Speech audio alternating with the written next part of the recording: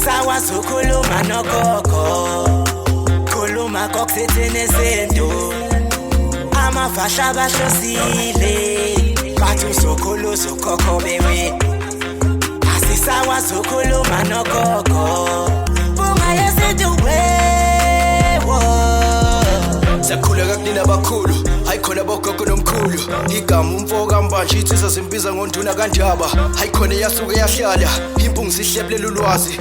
Izinto zaqala zakhanya nenkinga zaphela emphela njaba. Isizwe kithi siyakhala, sekukhona nenyanga zamanga. Izinto sakithi siyahamba engathi sekukhona abafundisi bamanga. Wathi ngithi kunina benkashana kaMenzi yaphuza umlaza ngameva yaphula umlilo ngamahlamvu abanye bocima ngamanzi. Nina belembe leqamanya amalembe ngokukhalipha sishaka kashaka ngemanzi ngesabu ukuthi ushaka. Ushaka kuyinkosi yasemashobeni ngiyakhuleka umhlaba wonke. Nasendaweni zonke nje akuhamba kufinyela khona umfanekiso oqoshiwe. Mawukuthi umusha kule channel ibizo lami ngumlekeleli umfoka mbanja ngumshana wakofuze fulele omashiya amahlangatha azoshumayela umzukulu kaMdumo. Igaba elimabanga likaThumbula Tshatatsha uTshatatsha kaPheshe uPheshe kaMaguyane uMaguyane kaVaphi uVaphi kaNokhona. Uhlala kuyintokozo kwembukelo impunga yesintu ukuthi ngifike la ku channel yethu enkulu impunga yesintu TV. Nanamuhla ke angihambi ngedwa ngihamba nensizwa la yakwaMazibuko. Asibingelele umnewethu sikwamukele ku channel yethu enkulu impunga yesintu TV.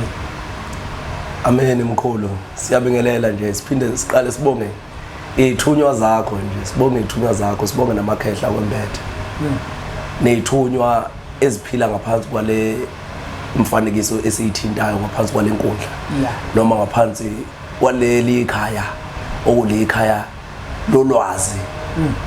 Siyabingelela nje kubo bonke zithunywe eziphethe ezasekhaya kumama ezakini uqobo. Bese sizobingelela umhlaba wonke sibingelele ithunywa abeyithunywa abedlozela imhlophe abaphethe idlozi elibomvu idlozi lamakhehla idlozi lempi. Sibingelela idalwa zamanzi ezasezulwini. Sibingelele bonke ngokuhlukahlukana kwabo imimoya eyembethe izulu. Naye imvelo nqangi siyibingelele. Size sobingelela umkhulu bomkhulu. Amen. Sibonge kakhulu. Mbukelo impunga yesintu TV. Siyacela ukuthi wena ongaka-subscribe ku channel yethu subscribe. Kanti ukusubscribe akukwenza ukuthi yonke imfanekiso eqoshiwe siyifakayo uyithole kusanesikhathi. Uthola nje umbiko osho ukuthi khona ivideo esingenile bese ukwazi ukuthi uyibuke. Ungathi ubona umfanekiso oqoshiwe ngesonto eliphelile wena ubona manje mhlambe kukhona ispecial impunga yesinto esenzile sosuku wena manje uyobona ngesonto elizayo ingoba usubscribe. Kodwa uma usubscribe mbukelo impunga yesintu lokho kuzokwenza ukuthi yonke imfanekiso eqoshiwe emisha esiyifakayo ukwazi ukuthi uyithole. Mazibuko baba. Namuhla mfowethu ngifisa nje sisike elijikayo. Yebo. Angifisi ukuthi sibe bade. Sande kakhulu yebo. Ngifisa nje sisike elijikayo. Umbuzo engizowubuza ngithi wodwa mangithi angiphosisi. Yebo. Ngiyobuza ngesifiso nothando lokulekelela umbukelo impunga yesintu TV. Kunjalo. Kunempande emazibuko ezihlukene zabantu abadala. Kunjalo. Ngokwehluka kwazo. Kunjalo. Mhlawumbe mangasike yodwa nje ubulawo. Yangizwa. Ngizwa nje kahle. Ubulawo.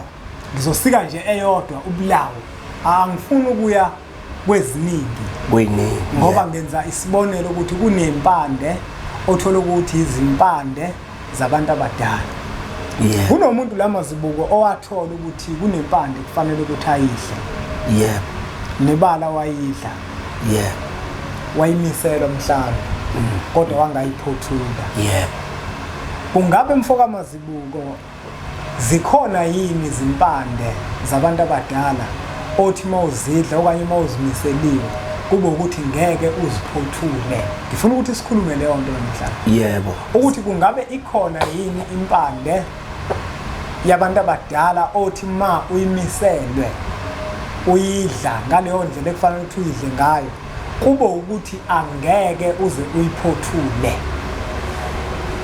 Ngiphendule nje umbuzo omuhle mkhulu. Muhle kakhulu umbuzo. Ukuphendula nje umbuzo. Zikhona impande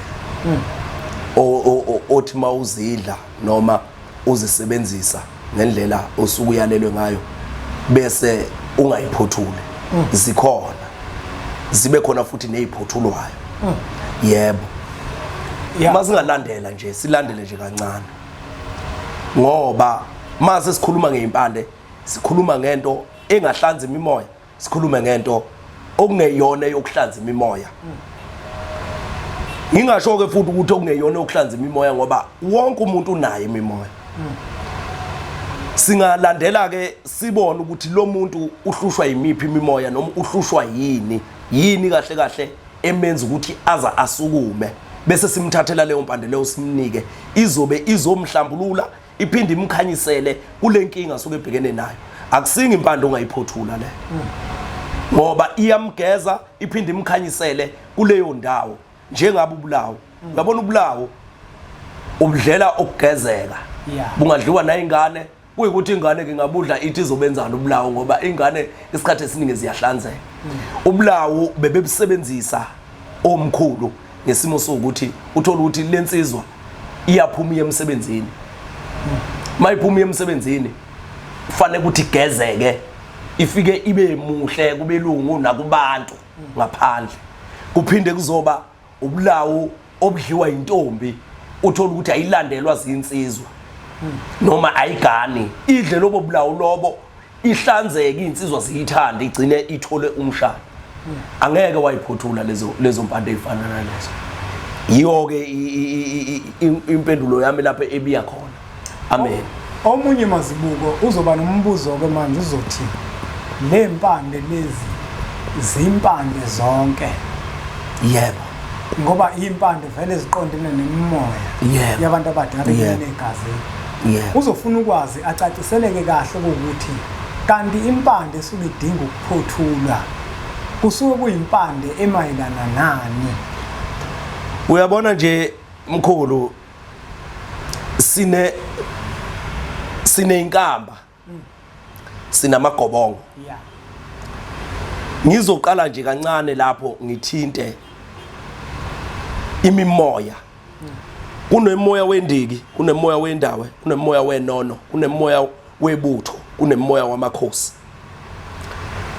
masizothinta sithi lezi impande zingamagobongo yini igobongo impande esuka iqondene nalowo moya ngqo bese ba nemkhantela yezimpande ezilekelela leyo mpande eqondene nomoya ngqo njengendiki nje indiki linempande yayo eyingcabo impande yakhona futhi imhlophe impande yakhona impande yendiki ihambelana nesidoda sendoda okay impande yendiki okusho ukuthi indiki amakhehla bese kuzoba impande yendawe impande yendawe izigaxa njengesifo sabantu besifazane esihlupha kuphi esibelethweni okuthiwa lo muntu unezigaxa kuthiwa unesigaxa lapha esibelethweni okufanele ukuthi uyohlinzwa sikhishwe leyo mpande leyo ifana nayo lindawe lelo kuphinde kuzoba linono inhlanzeko leyo njengoba kuthiwa yinono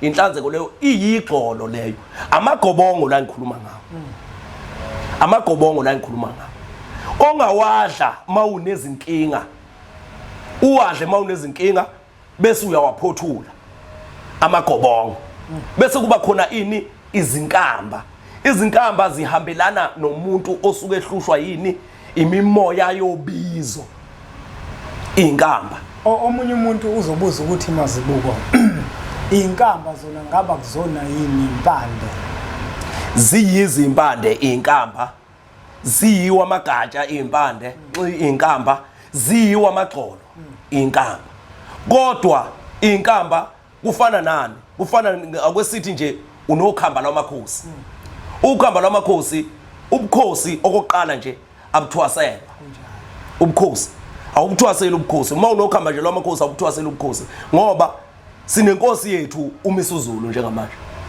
ubukhosi ekubeni akuhlala esihlalweni akaze ahamba ayothwasa ahlale phansi agoqa ayakuthiwa uyothwasela ubukhosi uthathiwe wabeka esikhundleni ngokwesipho sakhe noma ngokokwabelwa kwakhe kodwa bese banamakhehla enzani anolwazi lwesihlalo amholayo amfundise ukuthi la kunje la kunje mawuhleli kulesi sihlalo uyiphatha kanje wenze kanje wenze kanje ayenzani ayamcathulisa ebukhosini bakhe ukhamba lolu lwamakhosi kuzoba ukhamba lwebutho ukhamba lwebutho yini ibutho abantu abaningi abahlukene ngezibongo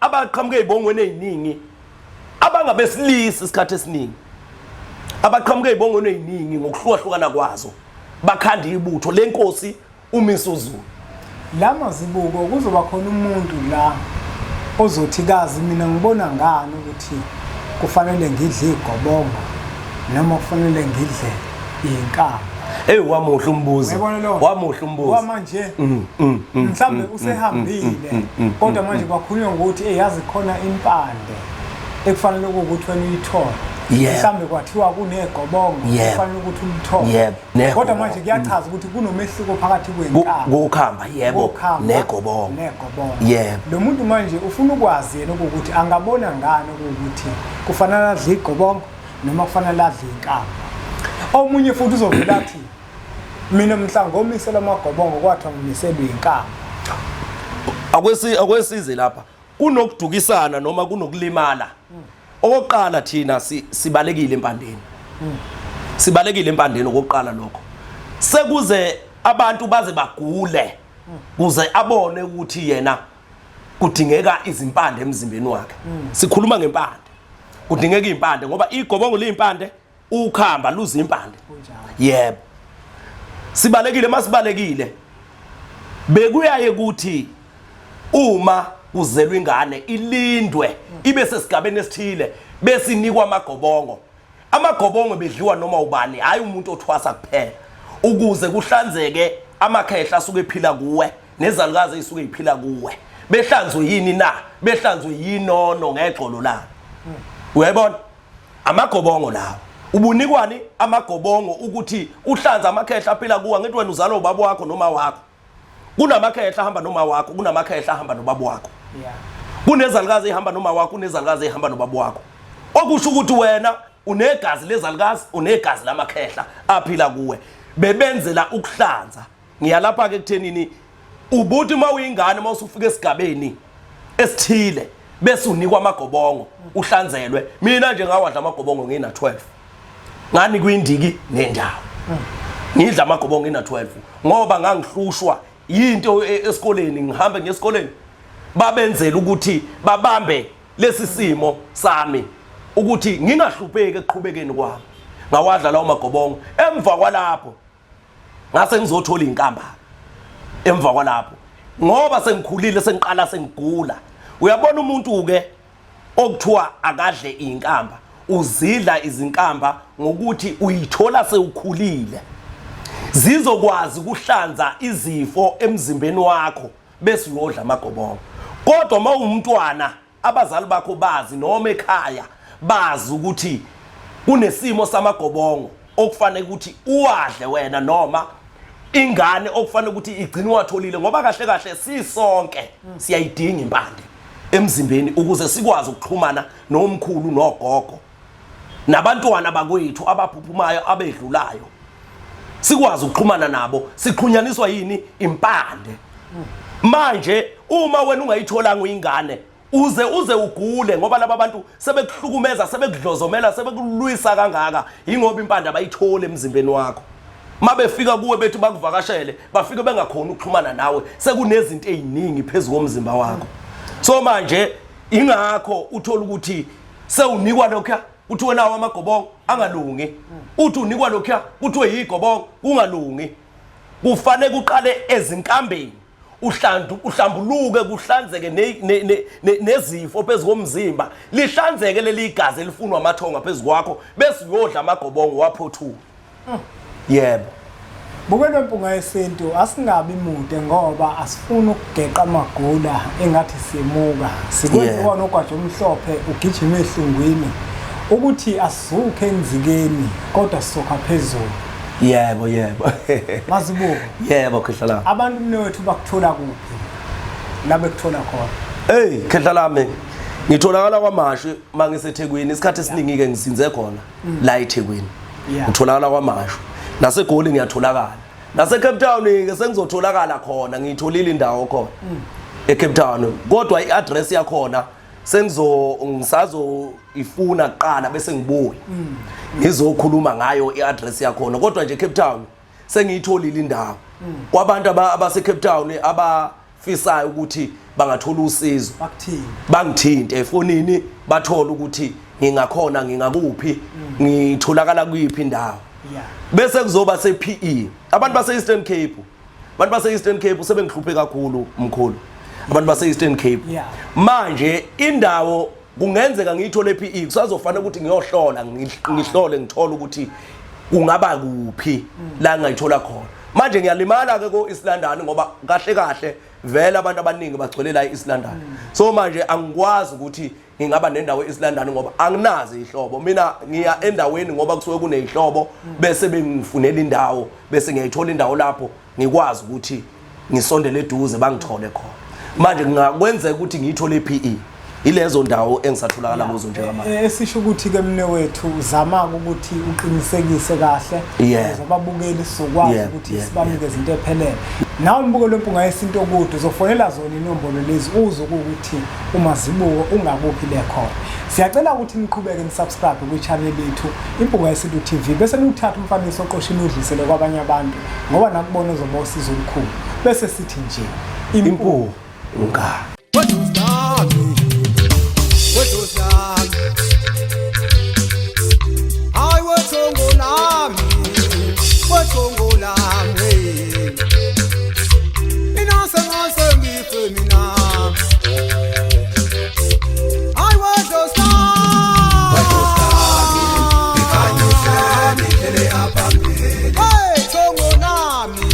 Hey,